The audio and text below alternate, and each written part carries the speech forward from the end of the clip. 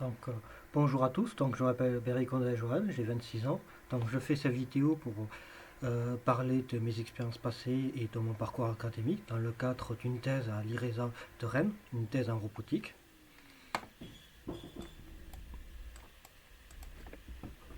Donc, après le lycée, donc, j'ai intégré l'ENIT, c'est l'École nationale d'ingénieurs d'État, donc c'est une école généraliste orientée mécanique.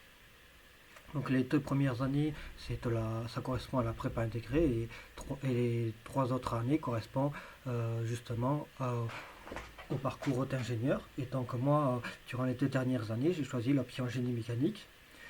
Durant cette formation, j'ai acquis de nombreuses compétences, que ce soit en conception mécanique avec CATIA V5 R19, donc c'est-à-dire dessin CAO, conception de pièces, dimensionnement et simulation, dimensionnement avec Abacus par exemple. Euh, tout ce qui est Abacus est un logiciel de maillage où on applique des contraintes et on regarde la déformation mécanique appliquée sur cette pièce. Et ensuite NX 10.0 par Siemens qui est un simulateur pour les systèmes, pour un système complet, un système mécanique complet pour étudier les forces appliquées, les couples, etc. On peut obtenir des courbes de force, aussi l'allongement mécanique, par exemple d'un ressort, etc. Ensuite, j'ai acquis des compétences dans l'analyse de systèmes dynamiques. Donc, par exemple, pour obtenir la loi de guidage d'un système mécanique, donc ce qui peut être utile, par exemple, en robotique pour tout ce qui est loi de guidage et loi de contrôle, mécanique de fluide, vibration des structures, thermodynamique et optimisation topologique et d'autres matières comme par exemple matériaux, composites, voilà. Donc je vais vous présenter quelques projets que j'ai fait durant mon cursus à l'INIT, par exemple l'optimisation topologique d'un robot delta. Par exemple ici nous avons un robot delta, donc j'ai pris le bâti et sur le bâti j'ai identifié donc les 2 zones fonctionnelles de ce robot. Donc, par exemple, cet alésage qui correspond à la fixation du moteur. Une étude sur Abacus en appliquant les différentes contraintes appliquées montre qu'elle est soumise beaucoup à de la flexion. Et donc, ensuite, topologiquement, on obtient cette pièce. Et donc, on voit que par rapport à la pièce d'origine, on peut encore réduire au niveau de la matière tout en respectant les contraintes appliquées. Ensuite, j'ai travaillé, ça c'était un projet de groupe durant ma dernière année à l'INI. Donc c'était la conception d'une chaise pour des personnes atteintes d'un handicap. Donc c'était pour monter des escaliers rectilignes. Donc on n'a pas fait l'étude dans le cas des escaliers hélicoïdales. Donc euh, ici nous avons donc nous avons proposé une maquette CAO, donc pas de prototype réel. Mais bon, on a fait quand même une étude dynamique. Moi, je me suis occupé notamment de la partie du tripode qui permettait de monter l'escalier. Donc, j'ai réalisé à la fois euh, les calculs et le dimensionnement de ce tripode du système et ainsi que la représentation CAO de celle-ci. Je me suis inspiré du train des trains épicycloïdaux. Euh, je rappelle qu'ils sont équipés d'un planétaire, de satellites et d'une couronne. Donc ici, la couronne est représentée, si vous voulez, par la route. Et donc lorsque on est sur le plat, donc c'est-à-dire que du coup on a que le planétaire à faire tourner les tripodes et donc enfin les satellites et les satellites vont rouler sur, si vous voulez, la couronne comme des engrenages qui rouleraient sur une crémaillère. Lorsqu'on arrive proche d'un escalier, donc l'un des tripodes va du coup rentrer en contact avec la marche, donc en quelque sorte, on va dire que la couronne va tenir fixe et donc tout le système va tourner autour du planétaire, ce qui va faire qu'on va pouvoir monter l'escalier. Et donc on reproduit ce système pour monter les escaliers. Durant ma formation à l'ENIT, j'ai fait 2 stages de 6 mois.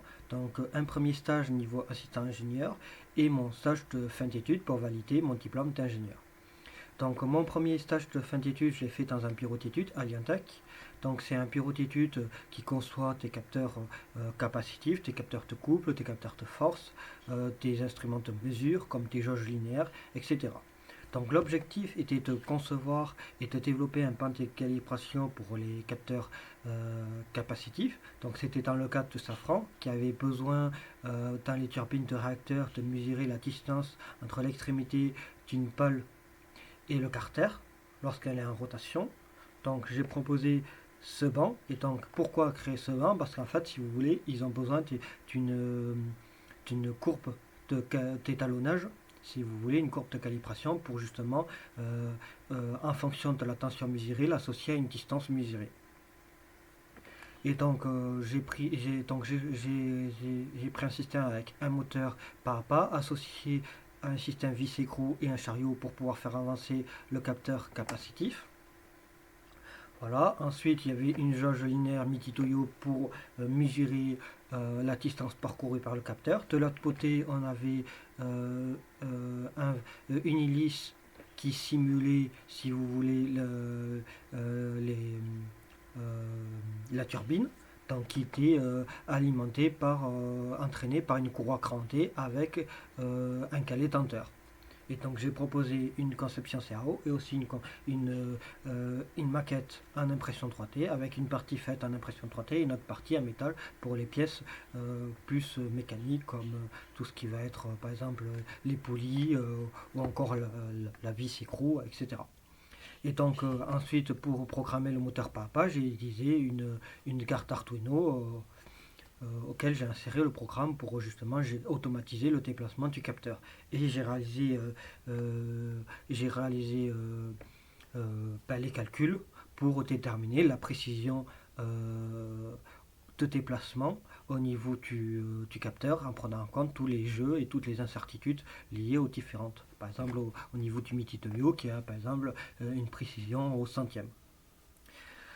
Mon projet de fin d'études, je l'ai fait chez Accent, qui était aussi un bureau d'études à Toulouse. Donc, c'est un intégrateur de solutions industrielles. Donc, je travaillais dans l'équipe avant-projet. Donc, le but était de recevoir tes cahiers de charges d'entreprise, donc c'est-à-dire des appels d'offres, par exemple, qui peuvent venir pour Safran, de Dassault ou d'autres entreprises. Et le but, c'est de proposer à une semaine une solution mécanique en CAO et de le proposer au client. Et le client, parmi toutes les offres qu'il reçoit, il choisit laquelle il la trouve la plus pertinente et qui répond le mieux à son cahier de charges. Donc j'ai travaillé sur différents projets, un outil de manutention pour Safran, mais également par exemple une Rosalie sur câble. Donc c'était un projet demandé qui devait être réalisé en Aveyron. Donc c'était pour développer le tourisme là-bas et donc le but c'était entre deux collines, relier deux collines par une Rosalie sur câble. Donc j'ai conçu tout le système, enfin j'ai designé tout le système. À l'intérieur on peut voir 4 sièges. Donc le but de ce projet était de simuler lorsque les gens pétalent, si vous voulez, la Rosalie avance. Donc j'ai rajouté, si vous voulez, en bas un capteur de coupe pour simuler justement la force de pétalage. Et ces chaises pouvaient tourner autour de 360 degrés pour pouvoir admirer la vue. Voilà. Donc durant ma formation à l'ENI, j'ai commencé au départ, j'étais parti pour devenir ingénieur mécanique, mais peu à peu je me suis concentré sur la robotique, je me suis intéressé à la robotique et donc durant ma 4e année, ils demandaient de proposer un projet en autonomie et donc j'ai proposé de réaliser une voiture qui suivait les lignes, qui évitait obstacles et donc en autodidacte, donc je me suis intéressé à Arduino et donc j'ai appris à programmer Arduino, j'ai choisi les différents capteurs et j'ai relié ensemble. Donc je suis parti sur une stratégie de propulsion à l'arrière et une direction en avant gérée par un servomoteur. Donc ici nous avons une vidéo où le robot suit la ligne, suit une ligne blanche, donc détectée par des capteurs infrarouges et donc qui corrige à chaque instant pour rester au milieu de la ligne. Et là, c'est une autre vidéo où il suit la ligne et avec le capteur ultrason, il détecte l'obstacle. Donc là, il détecte un obstacle, donc là, il s'arrête. Il détecte à droite un autre obstacle et du coup, il va du coup partir vers la gauche.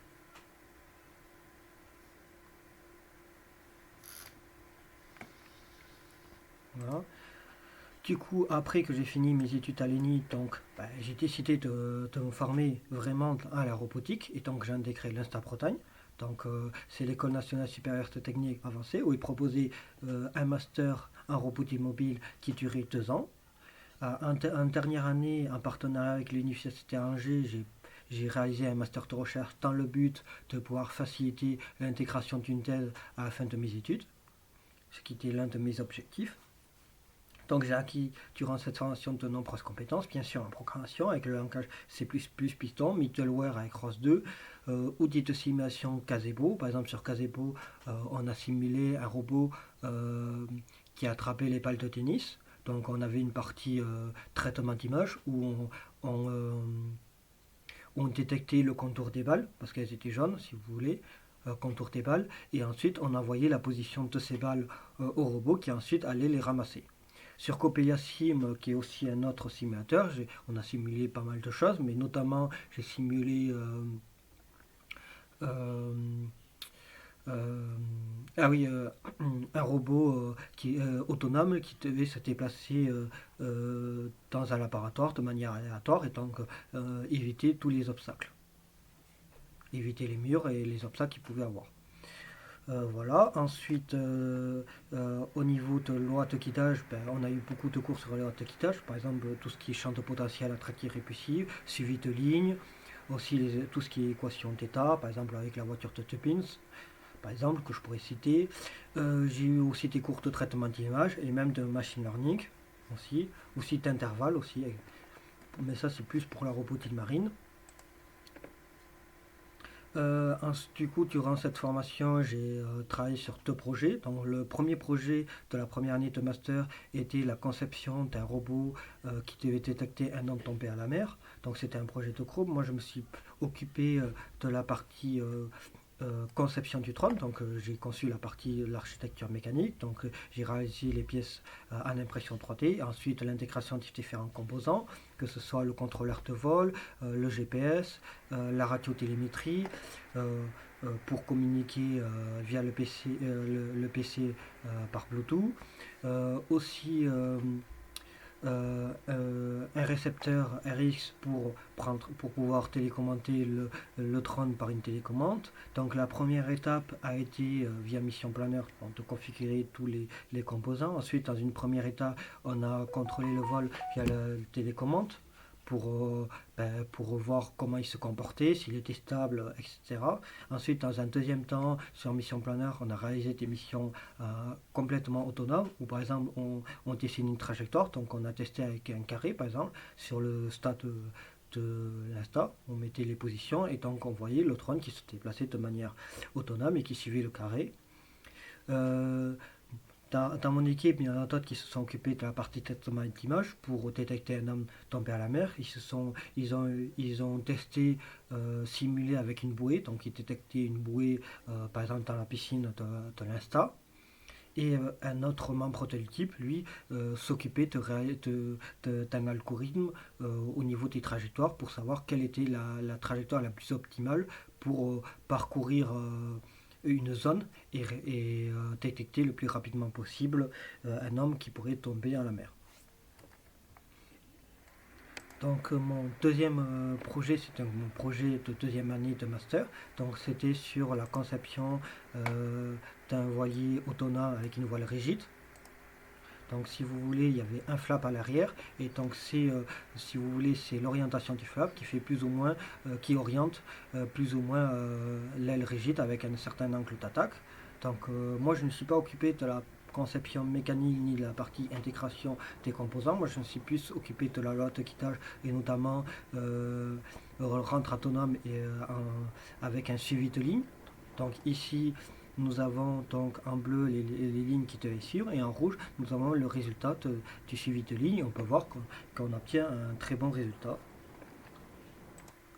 Donc plus en détail, ici nous avons les lois de quittage que j'ai proposées. Donc il y a un suivi de ligne. Donc c'est celle-ci qui a été testée. Donc d'abord j'avais fait un simulateur sur Python pour simuler le comportement et vérifier que tout fonctionnait. Donc si je lance la vidéo, donc ici on peut voir le bateau qui suit la ligne. Ici c'est le vecteur normal, c'est-à-dire qu'à une certaine distance de la ligne, avec le déterminant, ben, on dit qu'on change le cap du bateau et donc on suit la nouvelle ligne. Ici, nous avons deux flèches. La flèche en rouge représente l'angle du vent et en vert l'angle du vent apparent, c'est-à-dire celle ressentie par le bateau. Et donc là, on peut voir que il va tourner et il va commencer à changer de cap et suivre la ligne. Voilà. Donc, et donc ensuite, ensuite, nous avons, une fois que cela a fonctionné, le simulateur fonctionné, avant de pouvoir le tester directement en réel sur le bateau, j'ai proposé une autre étiquetage pour éviter les obstacles en utilisant une autre méthode, en utilisant le champ de potentiel attractif et répulsif. Donc ici nous avons la simulation. Donc malheureusement on n'a pas eu le temps de la tester directement en réel sur le bateau. Mais donc ici le point rouge correspond à l'obstacle évité et le point rouge correspond au point attractif. Et donc avec mon code on peut plus ou moins gérer la taille de l'obstacle. Et donc là on voit que le bateau suit la ligne et au bout d'un moment, donc si j'avance un peu, il va commencer à contourner l'obstacle. Là, il contourne et ensuite petit à petit il va récupérer donc la ligne et surtout l'objectif à atteindre. Voilà, comme vous voyez. Voilà. Ensuite, maintenant, je vais vous parler de mon projet de fin d'études. Évidemment, il fallait qu'on réalise un stage pour valider à la fois mon master de recherche et à la fois mon master en instant portail. Donc, j'ai réalisé au sein d'un laboratoire, le laboratoire Technologie Innovation Institute, qui se situe à Abu Dhabi, aux Émirats Arabes. Et donc, ça portait sur la conception d'un voilier autonome à deux voiles rigides. Donc, dans une première étape, j'ai simulé étudié et simulé le comportement dynamique d'une voile. Donc, il s'agissait d'une voile de type NACA 0015. Donc, grâce à j'avais les bases de données là qu'on peut voir en zoomant ici. Bon. Ici, les coefficients de portance et de traînée pour une aile NACA 0015 qui était valable pour un angle d'attaque de plus ou moins 20 degrés. Et dans le cas où j'étais hors de cette page, j'ai estimé que le coefficient de traînée valait 1,2 et le coefficient de portance valait 0. Et donc ici, nous avons une vidéo qui montre la première simulation de Python. Donc ici, si je zoome un peu, ici on peut voir donc par exemple la voile, donc ici la voile ou l'aile. Donc ici nous avons l'angle du vent. Donc ici nous avons un curseur à wind qui permet de gérer la vitesse du vent. Et donc lorsqu'on change l'angle du vent, on voit que l'aile se comporte comme une girouette et va s'aligner face au vent. Lorsqu'on fait bouger le flap, c'est-à-dire la partie bleue à l'arrière de l'aile, on voit que ça crée un couple et ça va changer l'angle d'attaque de la voile par rapport au vent. Ensuite, se poser la question, parce que normalement, d'après les études de l'état de l'art qu'on avait vu, le centre de portance est normalement à 30% de la corde. Et généralement, on met le centre de rotation au niveau du centre de portance. Mais le laboratoire voulait voir quel était l'impact si on décalait le centre de rotation et qu'il n'était plus au même endroit que le centre de pression. Et donc là, si on regarde, donc lorsque je déplace le centre de rotation de l'aile,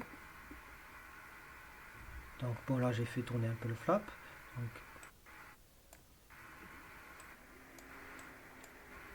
Donc alors ici j'ai bougé le centre de rotation, il était ici au niveau du centre de pression aussi, ça va créer un couple au niveau de l'aile et l'aile va se retourner complètement. Donc une fois que j'avais fini de simuler donc, le comportement dynamique de l'aile, j'ai pu m'intéresser au comportement dynamique du voilier et notamment aux lois de quittage. Et donc j'avais deux modèles à étudier. La première était une aile rigide et un rudder. Donc ici, c'est la courbe polaire que j'ai obtenue par l'intermédiaire de la simulation. Donc déjà, on peut voir que c'est une courbe polaire qui ressemble à celle qu'on peut retrouver dans le cas des voiliers, donc ce qui déjà a montré que les résultats étaient cohérents. Donc ici, nous avons deux no-go-zones, donc c'est-à-dire c'est là où le voilier est face au vent ou dos au vent, et donc là le voilier a du mal à avancer, et donc pour cela j'ai utilisé une technique, une stratégie de louvoiement, c'est-à-dire qui consiste à se déplacer en zigzag face au vent. Et dans les autres cas, on utilise une stratégie de suivi de ligne. Donc ici, nous avons l'algorithme qui dépend du déterminant pour déterminer la distance entre le bateau et la ligne. Et ensuite, on a la carte de la no-go-zone, la condition, où on fait une stratégie de louvoiement, et dans l'autre cas, on fait un suivi de ligne standard. Et donc ici, nous avions la simulation Python. Ici, on avait l'angle de flap qui était calculé à chaque instant, la vitesse du bateau, la ligne qui devait parcourir un rectangle qui suit une ligne, et ensuite, on a l'angle du vent apparent, et l'angle du vent apparent, c'est-à-dire le vent ressenti par le bateau. Et ensuite, je vais proposer une autre loi dans le cadre où j'ai deux voiles rigides et pas de gouvernail. Donc l'objectif était d'avoir une noix de contrôle avec deux ailes rigides. La contrainte était un contrôle symétrique au niveau des flaps et pas de roteur. Donc ici, nous avons un schéma qui représente le comportement dynamique du voilier. Donc on voit qu'on va avoir deux forces latérales, F'1 et F'2, et c'est justement la différence de ces deux forces qui va créer un couple au niveau du bateau. Et donc ici nous avons l'algorithme associé, donc on est toujours sur le principe d'un suivi de ligne. Voilà. Et du coup, je vais calculer le couple généré, et donc au niveau de ce couple, je vais le prendre en compte dans le calcul du cap. Et ensuite, j'ai rajouté un quinca pour justement gérer un peu la précision du contrôleur. Et donc là, j'ai ma simulation. Donc, je peux un peu zoomer. Donc là, on voit le bateau cette fois qu'il a deux ailes rigides. Et donc, on voit que voilà, là, il est face au vent, donc il va louvoyer, il va suivre la ligne. Donc, si j'accélère un peu, voilà, il reste bien dans le couloir. Voilà. Ensuite, il change d'orientation, donc là il va commencer à suivre, voilà, et ensuite il est à nouveau face au vent et il va suivre à nouveau la ligne. Et donc, bon, ces lois de guidage, malheureusement, je n'ai pas pu les tester en réel, parce que, si vous voulez, c'était un voilier à grande envergure, c'est-à-dire qu'il faisait 6 mètres de large et 12 mètres de long, et donc, full composite, c'est-à-dire avec les mâts étaient faits en carbone, etc. Donc il y avait tellement de contraintes qu'ils n'ont pas eu le temps de le finir durant mon stage.